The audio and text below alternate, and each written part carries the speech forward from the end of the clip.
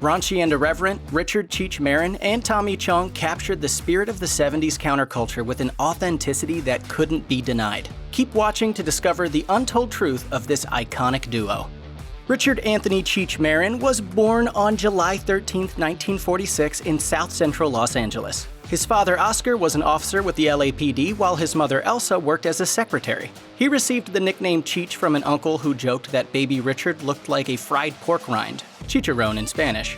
While still a child, Marin moved with his parents to the suburb of Granada Hills, where he attended a Catholic high school. He had musical aspirations and performed in bands with his friends. He was a straight-A student, but he also had a reputation as a class clown, which frequently landed him in hot water. After high school, Marin attended California State University at Northridge, where he tried marijuana for the first time. Upon taking his first puff, the formerly straight-laced Marin was transformed. Dismissing the propaganda that adults had fed him about the drug, he mused, "What else have they been lying to me about?" Marin also became active in the anti-war and draft resistance movements while in college. With draft resistors being imprisoned, he escaped to Canada with the help of his pottery teacher. He then worked as an apprentice to a famous potter and settled down to rustic life in a secluded log cabin in the Canadian wilderness. Thomas Chong was born on May 24, 1938, to Dad Stanley, a Chinese immigrant who worked as a truck driver, and Mom, Lorna Jean, a Canadian waitress. He grew up in Calgary, Alberta, as the product of an interracial marriage, learning hard lessons about racism from an early age. In a 2020 interview with The Guardian, he opened up about his childhood in his conservative hometown. While recalling his exclusion from a friend's birthday party, he noted, "I just looked out of the window of the second story and could see my friends gathering around the fire. I was uninvited because the girl's father was worried she might end up with a colored guy or Chinese guy." At the age of 16, Chong dropped out of high school to pursue a career in music. A talented guitarist, he landed a gig with The Shades, a multiracial soul group out of Calgary. Changing their name to Little Daddy and The Bachelors, the band moved to Vancouver, where they released a single and built a small following. They would reach their pinnacle when they became known as Bobby Taylor and the Vancouvers. Recommended to Berry Gordy by Diana Ross and the Supremes, the band signed with Motown and recorded the top 40 hit Does Your Mama Know About Me? Co-written by Chong and Bobby Taylor, the touching ballad about an interracial couple peaked at number 29 on the Billboard Hot 100 and made it to the top 5 on the R&B charts.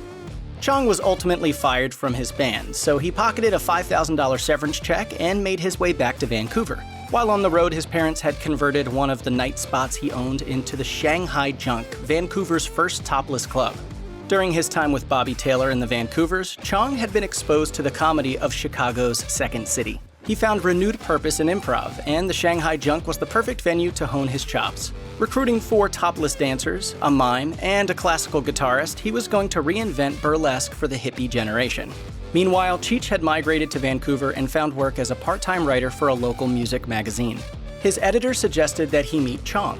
The unconventional pair hit it off, and Cheech was brought on as a writer. The duo's famous act came about by accident when Chong and his new music group were scheduled to play their first show. To warm up the crowd beforehand, Cheech and Chong came out to tell some jokes. The audience was doubled over with laughter as one hilarious bit led into another. The act ultimately went on so long that there was no time for the band to play. We always approached comedy as music. Had a certain rhythm to it, had a certain beat. You knew when to come in, when to not come in. An energized Cheech and Chong eventually headed for the comedy capital of the world, Los Angeles. They landed a gig at an open mic night, but they struggled financially and were forced to move in with Chong's estranged wife, making for a living situation that quickly became untenable. Circumstances became especially dire when dwindling profits forced Chong's Vancouver nightclubs to close. Slowly, Cheech and Chong began performing regular gigs at several Southern California clubs. After one disastrous show, they decided that they just weren't connecting with their audience. They then mined the peace, love, and dope ethos of the era for material to develop their Pedro and Man characters. The audience response was immediate. The lovable stoners were comedy gold, which led to sold-out shows, better venues, and a deal to make their first comedy record when music producer Lou Adler caught their act. With $2,000, a tape recorder, and a rehearsal space at A&M Records, Cheech and Chong crafted a comedy masterpiece that showcased their wit, razor-sharp timing, and brilliant characterizations. Released in August 1971, their self-titled debut album connected with critics and audiences alike, eventually peaking at number 28 on the Billboard charts and earning the duo what would be the first of 6 Grammy nominations for Best Comedy Recording.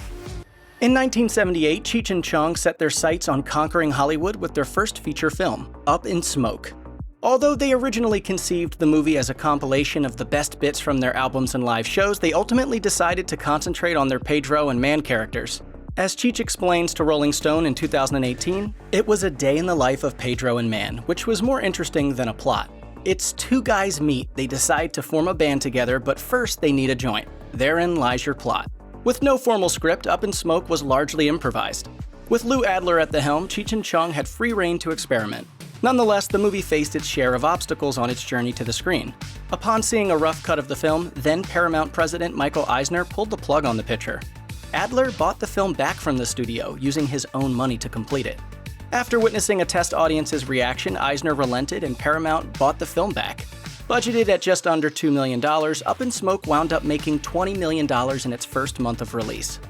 Cheech and Chong followed Up in Smoke with Cheech and Chong's next movie in 1980 and Nice Dreams in 1981. Sticking to their patented drug humor, the new movies failed to live up to the high standards set by the first film, but they were still filled with classic moments and turned a tidy profit against their relatively low budgets.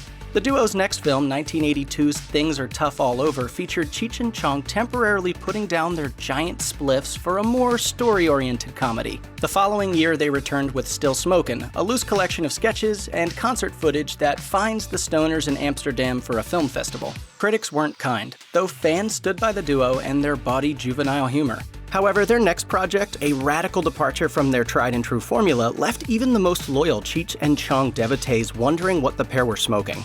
Cheech and Chong's The Corsican Brothers, released in 1984, cast the comedy legends in a spoof of Alexandre Dumas' classic story of brothers who can feel each other's physical pain. Reviews were generally dismissive, and audiences took a pass as well. Failing to make back even half of its $10 million budget, The Corsican Brothers would be Cheech and Chong's final feature. In 1985, Cheech and Chong released the album and home video Get Out of My Room. It would be their final release before an acrimonious split. After nearly 2 decades, ego and creative differences had soured their friendship. Although they'd soldiered on through their differences, never allowing their animosity toward each other to affect their working relationship, tensions between the two eventually became unbearable.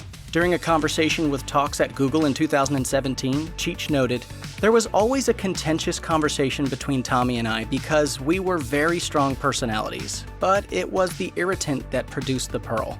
He also insisted that the cause of the breakup came down to Chong's inflated ego. As we went along and got more success, Tommy wanted to be everything. He wanted to be the director and the sole writer. Chong's refusal to participate in the recording of the song Born in East LA was the final straw for Marin. Decades later, a humbler Tommy Chong agrees with his partner's assessment of their breakup. During a radio appearance in 2020, he admitted, "I was really hurt, although it was probably my fault why we broke up, you know. I got to be a bit of a megalomaniac when it came to the movies because I ended up directing them. Once you become a director, your word's God, and it's hard to lose that." When he first went on his own, I felt like really betrayed. The song Born in East LA, a parody of Bruce Springsteen's Born in the USA, was credited to both Cheech and Chong, even though it was actually by Cheech on his own. It was a huge hit, which led to Universal executive Frank Price suggesting to Cheech that the story of a hapless Mexican-American man's misadventures after being mistakenly deported would make for a great comedy feature. Cheech jumped at the opportunity as he wrote, directed, and starred in his first major project without Tommy Chong. Released in 1987, Born in East LA established Cheech as a creative force on his own. With a knack for creating characters through accents and dialects, the newly liberated Cheech became an in-demand voice actor, as he would go on to show up in the likes of Oliver and Company and The Lion King. He also got the chance to show off a subtler side of his comedic skills in the 1996 rom-com Tin Cup. By the late 90s, Cheech had put the drug-addled comedy of his past mostly behind him. A new generation of fans would come to know him not as the perennially wasted Pedro, but as San Francisco Special Investigator Joe Dominguez on the CBS cop show Nash Bridges. He also became a familiar face in director Robert Rodriguez's action movies and kids' comedies. In 2012, Tommy Chong let the public in on his health struggles by announcing that he'd been diagnosed with prostate cancer. A longtime advocate for marijuana legalization and the medical use of cannabis, he turned to the plant as part of his treatment. But now that I found out that the hemp oil will help the prostate, hey, I'm back, man. Less than a year later, Chong announced that with a combination of hash oil and dietary supplements, he had, quote, kicked cancer's ass. Unfortunately, he would face another health setback in 2015 when he announced that although his prostate cancer was in remission, he was now under treatment for rectal cancer. In typical Chong style, he took the news with optimism and humor. He told Us Weekly, "I'm using cannabis like crazy now, more so than ever before. I'm in treatment now, either I get healed or I don't, but either way, I'm going to make sure I get a little edge off or put up." A Cheech and Chong reunion has been in the works since 2003, with the iconic comedy duo planning a new movie. But when Chong served a prison sentence for drug paraphernalia charges that year, it derailed their big screen plans. But eventually, to the delight of their legions of fans, the duo finally reteamed for a 2008 nationwide comedy tour. On stage together for the first time in 25 years, Cheech and Chong found that the old magic was as vibrant as ever.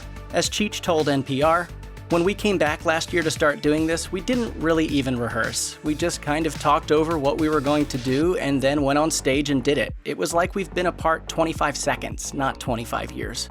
Over a decade into their reunion, the pair continue to pack theaters for their sold-out live shows.